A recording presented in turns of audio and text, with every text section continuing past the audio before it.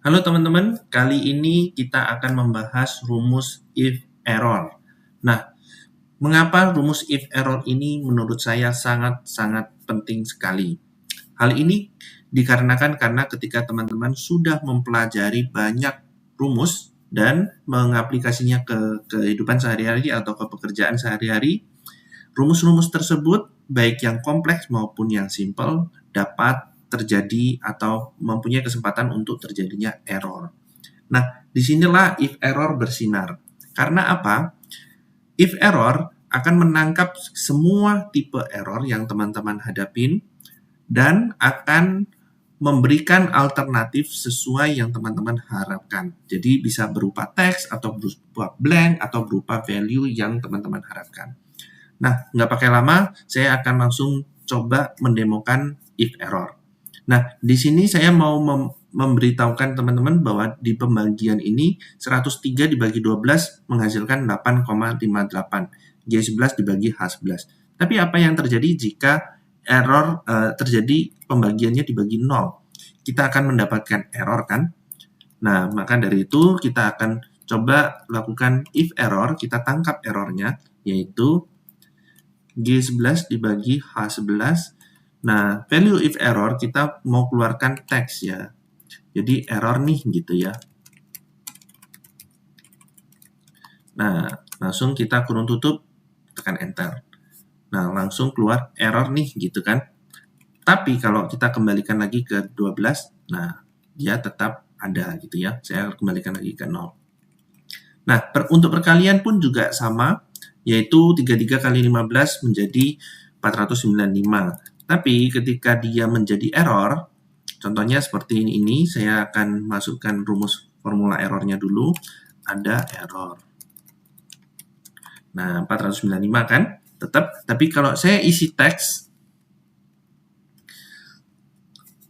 nah, dia akan keluar pagar value. Nah, ini adalah error dalam perkalian.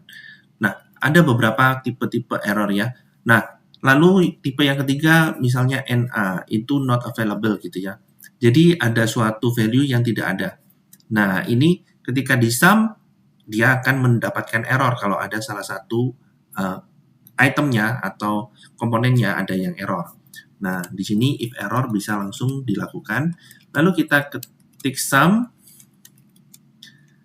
Nah, biasanya saya melakukan double petik gitu ya. Double petik ini akan menghasilkan blank gitu.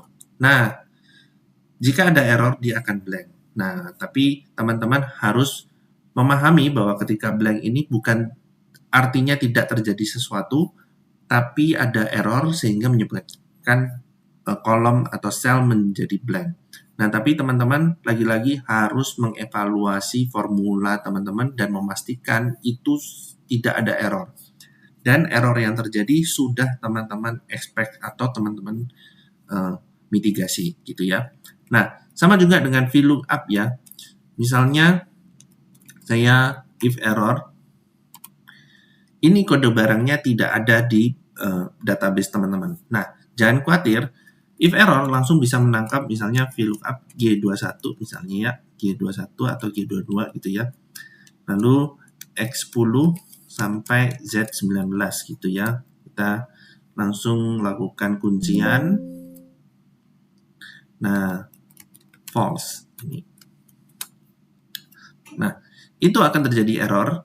Sorry, ini ada if error ya. Saya lupa. If error. Nah, saya lakukan double petik lagi. Nah, jika tidak terdapat di database, maka langsung keluarkan blank. Itu adalah rumus if error. Semoga teman-teman suka dengan penjelasannya. Jika ada pertanyaan, silahkan sertakan pertanyaannya di kolom komen. Lalu jangan lupa klik like, share, dan subscribe jika suka video ini. Terima kasih.